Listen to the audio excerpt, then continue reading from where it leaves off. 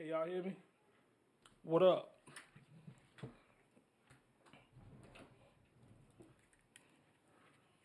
Check, check.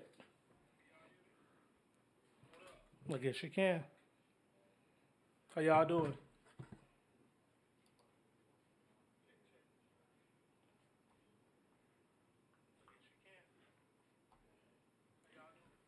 Yeah, so what's going on, everybody? Look, I found this video online. I think I saw it before. Matter of fact, I'm pretty sure I saw it. I don't think I watched the whole thing, but I just wanted to play it and see what you guys think. Let me hear your points of view. Let me hear your thoughts on it. So it's some lady. I guess her name is Cheryl Renbert. I guess she's supposedly talking about her family. So hey, Auntie Pam, let's see what she got to say. Good morning. I'm gonna say this. Somebody told me not to make this video. Can y'all hear this lady talking? You know, there always that one child that will give up, sacrifice, lay everything aside to take care of mom and dad or grandma. That one child that could have went on and got that bachelor's and doctorate degree. But she wanted to stay close to take care of mom and dad. She could have just, moved out of town, got her a big house in the suburbs. But no, she stayed close, or he stayed close to take care of mom and dad. You know, somebody got to make the sacrifice. You got the ones that go out of town, they go out of town and make a life for themselves, and they always too busy to come home. And then when they do come home, they look at you like you're dirty. Because you chose to stay here in South Carolina. You ain't done nothing right, And they up there upside down in their house. They ain't telling nobody, we did renting cars. Come down here. They're too good to stay in the house that they've been born and raised in, A trailer ain't no good for them no more, if they was in a trailer. They got to go to the hotel. But when the parent dies, that child that was down here taking care of mother and daddy, mother and father, she becomes obsolete.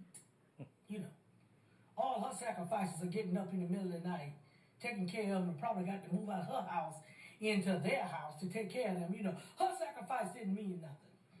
All them trips back and forth to the doctors, getting paperwork done while you on the phone calling, what going on? Did you do this? Did you do that? You in your education.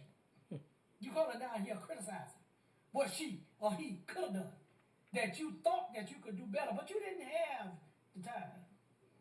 You couldn't make the time, because you waiting on that phone call that says you're dead, so you can step in and do your thing. So you can step in and handle things. See, now you the after effect. That's the kind of person you are. The person that was down here wiping and cleaning the house and getting it straight, getting the yard straight, you understand? They become obsolete. Oh, but when the person died, mom and daddy or grandma died, you got all the time in the world. They come down here. So you couldn't find time no other time. You've been busy. Oh, but when they die, you come down here. Arrangements say it right. You entitled now. You entitled. You're entitled to be on the front row. Your name should be here. You should be there. They should be here. You gotta see, you got that insurance policy that you've been hiding. But you want to see what the other kids gonna come up with, and then you'll put your part with it, and then you go to the people and get a death certificate and cash in your insurance. Yeah, you that one. You that one. You that one that come down here and ain't nothing right. Nothing right. They ain't pick out the right flowers. They ain't pick out the right casket. You overseeing the obituary. You just that clean up person. And one thing that make me mad. The dying person, the dying person, the dying person. The person that the mama, they'll put the estate or whatever in the person's name that ain't taken care of. The one that's up the road, the one you think that's so educated, you put it in their name. And the one that's been taking care of you, wiping and cleaning, then give up everything to take care of you. She ain't worthy to make arrangements. I was talking to this girl, she hold her head down. That's why this video being made. So I got some of them in my family too. And in everybody's family. Not only mine, but my family, you can call and talk to me when I finish this video. I really don't care. She said, my mama died, I did all that, and my sister come from up the road and just talk trash to me and talk. I said, because you left. You left. I said, because it couldn't have been Shirley. I said, it couldn't have been me. I said, when I found out that somebody else was going to be over everything and I done slaved myself to death, I would have said, you better come down here and get her. You better come back up there and take her with you, with your business at. You better do all that now. Because I didn't sacrifice enough and you can come down here and criticize me. It couldn't have been Shirley. It couldn't have been me. And she been just a crying. I said, go ahead on, cry it out. They come down here, they took the house from me. I said, the house that you been taking care of. Yeah, because she said she been paying all the taxes and she been doing this. I said, so she gonna come and just run you out of it. She ain't had time to do nothing else. Yeah, but mama left everything to her. I said, okay. I said, but the Lord got something in store for you. I said, you done your part as a daughter. I said, if the Lord don't want her to have it, she won't have it. She said, I ain't gonna fight her for it. I'm gonna just move out the house. I said, where you going? I don't know where I'm going. I'm just gonna move out the house. Woman came down here, bowled up the house. This is the family house. Okay. Family wasn't in here taking care of your mama and your daddy either. Your sister was. Her children was. And you bring your children down here. Well, my child is the oldest. They should be here. And they should be there. And I should be here. And I should be there. See, now all of a sudden, now you entitled. Some of y'all need to check yourself. And check where you're going. Greed, money, and doing things to your sister and brother because you figure you can. There's a special place in hell for you. I said it. And I mean it. Well, Cheryl spoke her piece. And the bad thing is, though, that this all too familiar in families. Yeah, it's all too familiar, and I feel like a lot of times it be favoritism in families. Fortunately, I don't have to deal with that, thank God. But a lot of times it be favoritism in these families, bro. You can see it. You could call it. You could say that it's not, but a lot of times it's favoritism, and it ain't right. It ain't right. But I'm speaking as a black person. I feel like a lot of times we have passed on trauma, and we have stuff that's passed on that we don't deal with, and stuff that we don't talk about because it's taboo. And this stuff runs from family to family, generation to generation. And nobody's perfect. But I would say that it comes a point where this stuff got to be broke, like family secrets. You got to stop. They got to stop, because if you don't, I understand the sentiment of what goes on in my house stays in my house. I do get that. But I feel like at a point, it does more harm than it does good. Because now you start developing these secrets, and you start having this person act a certain way because they know something about this person, and then it creates division within the family. I look at family now. Let me see. It said not taboo. Nobody want to have those tough conversations. Yeah, you're right. They don't. And I think it because it comes with so many other secrets that you got to unfold. There's so much stuff within these tough conversations that's hidden and that people keep a secret that nobody really want to talk about because nobody wants to feel like they're exposed. But at the end of the day, it don't do nothing but separate and divide the family. Like, now that I'm looking at life now, like we're the older generation. Like I'm the older generation looking up when my parents was coming up, when my mom then was coming up. Like family was close, but not so much no more. Now I do have relationships, but family is not really close like that no more. It's not. And I think it, like we say, it comes from that trauma. It comes from people treating other people wrong and people having opinions about other people, and it's just what it is. But this situation right here, it's especially sad because it's dealing with death. And one thing that this lady pointed out that I thought was interesting, she pointed out the fact that the person that's passing on or the person that's dying left everything to a certain individual. And I've seen that happen before. I've seen it, and I had people tell me about it. I used to work with a girl. She said that her grandma raised her.